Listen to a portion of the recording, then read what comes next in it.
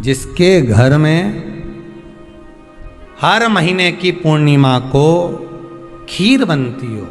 ध्यान दीजिएगा, बहुत सुंदर संवाद चल रहा है, बहुत ध्यान देने वाली बात है।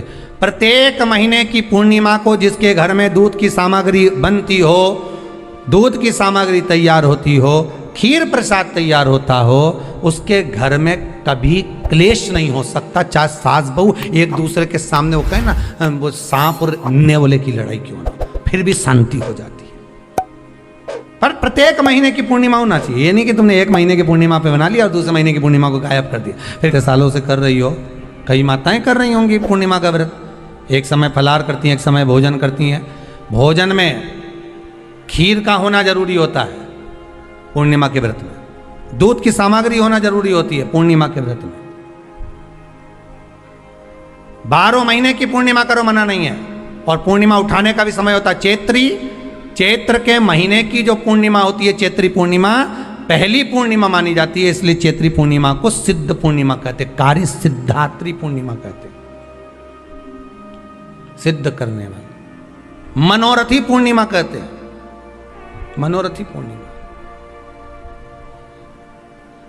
इसलिए पूर्णिमा का व्रत कहां से उठाया जाता है? चैत्र के महीने की पूर्णिमा से पूर्णिमा का व्रत उठाया जाता है कि मैं महीने की पूर्णिमा करूंगी तो वो चैत्र पूर्णिमा से उसको उठा लिया जाता है। पर उसका एक नियम रहता है, आप फलाहार करें अपनी जगह पर है, पर एक समय भोजन कर रहे हैं वो अपनी जगह पर, भोजन के साथ में मीठे के साथ थोड़ा दूध की सामग्री होना जरूरी होती है।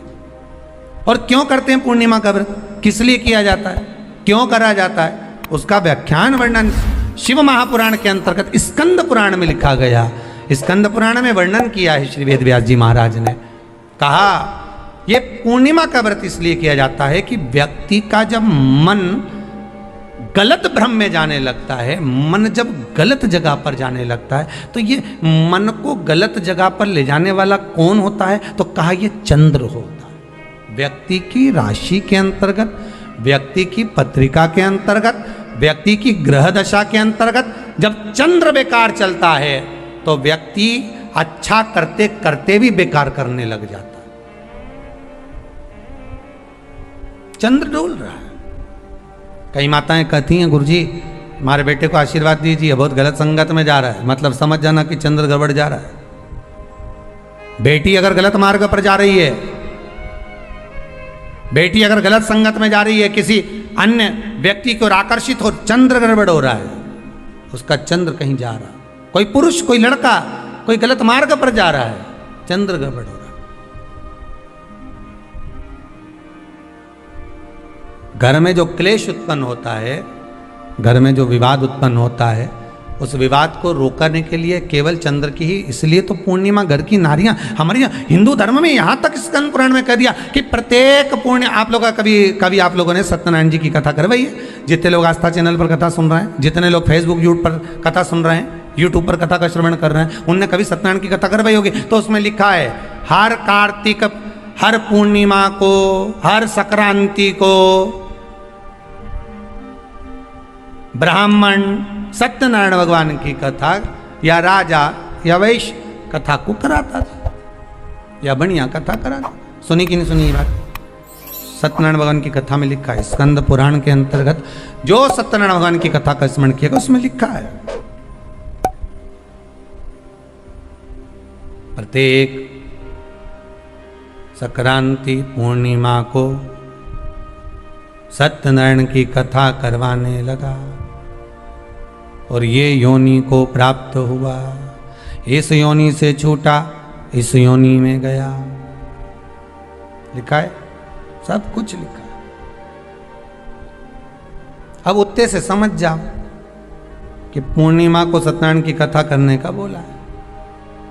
तो पूर्णिमा को सत्यनारायण की कथा का क्यों बोला? वैसे तो रोज कराओ सत्यनारायण जी की कथा, प्रतिदिन कराओ, मना नहीं है। आप क्या कोई विशेष फंक्शन है आप सत्यनारायण जी की कथा करवा? पर पूर्णिमा संक्रांति को, और संक्रांति को पूर्णिमा को सत्यनारायण की कथा का स्मरण क्यों करवाया गया? क्योंकि पूर्णिमा के दिन अगर ये भगवान का व्रत रख लेगी, पूर्णिमा के दिन अगर ये खीर का प्रसाद बना लेगी, थोड़ा सा दूध की कोई सामग्री बना लेगी और भगवान को भोग लगा देगी, भले सत्यनारायण भगवान के भाव से बनाए, भले सत्यनारायण जी के निमित्तार्थ बना, पर अगर इसने सत्यनारायण भगवान के निमित्त से बना, पर पूर्णिमा के दिन अगर ये व्रत रखेगी, उपवास रखेगी या कोई सामग्री बनाकर भगवान की पूजन कर लेगी तो इसके घर में जो अशांति है वो शांति में बदल जाएगी। इसलिए कई घरों में आज भी सत्यनारायण भगवान की पूजन हर पूर्णिमा को करती है। माता किताब लेके बैठ जाती है, तुरंत तुरंत उन्हें ऑफिस जाना, कहीं काम पे जाना, और तुरंत तुरंत उसने जल्दी जल्दी कलश रखा, कलश नहीं भी रखे तो भगवान की पूजन कर कुरा के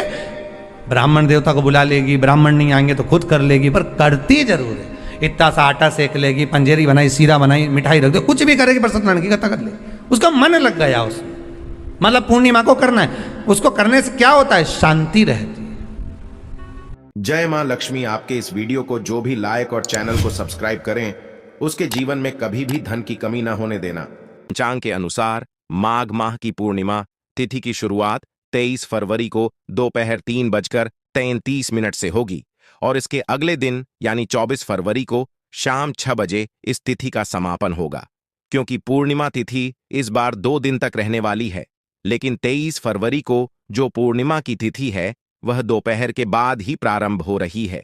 ऐसे में उड़ाया तिथि के अनुसार व्रत 24 फरवरी को रखना ही शुभ रहेगा और इस दिन जो चंद्रोदय का समय है वो रहे शाम 6:24 पर। भले ही शाम 6 बजे तक पूर्णिमा तिथि समाप्त हो गई हो, लेकिन आप शाम की पूजा 6:24 पर करने के बाद इसके बाद कभी भी अपना उपवास खोल सकते हैं। इस दिन स्नान दान का शुभ मुहूर्त सुबह 5:11 से सुबह 6:02 तक रहेगा। तो चलिए दोस्तों, अब बात कर लेते हैं माघ पूर्णिमा के व्रत की पूजा विधि के बारे में। दोस्तों, माघ पूर्णिमा के दिन स्नान दान हवन व्रत और जाप का विशेष महत्व बताया गया है। माघ पूर्णिमा के दिन प्रातःकाल सुबह जल्दी उठकर गंगा नदी या किसी पवित्र नदी में स्नान करना चाहिए। दोस्तों, शास्त्रों में ऐसे स्नान का बहुत ही महत्व बताया गया है। ऐसा स्नान करने से जो भक्त व्रत कर रहा है उसे बहुत ही उत्तम फल की प्राप्ति होती है, साथ ही पापों से भी मुक्ति मिलती है, क्योंकि गंगा नदी को बहुत ही पवित्र नदी माना गया है। स्नान के समय भगवान सूर्य देव के मंत्र का जाप करें, भगवान सूर्य को अर्घ्य दें। दोस्तों, यह व्रत करने वाले जातक को सूर्योदय के समय ही भगवान सूर्य को जल अर्पित करना चाहिए और इस दिन रात के समय चंद्रमा को अर्घ्य देना आवश्यक होता है। स्नान के बाद पूरे दिन व्रत रखें। इस दिन भगवान श्री हरि विष्णु जी की पूजा करें और असहाय लोगों या ब्राह्मणों को भोजन जरूर करवाएं और अपने सामर्थ्य के अनुसार कुछ दान भी जरूर करें। इससे आपको शुभ फलों की प्राप्ति होती है। साथ ही दान में तेल और काले तिल का दान करना बहुत ही शुभ फलदायी माना गया है।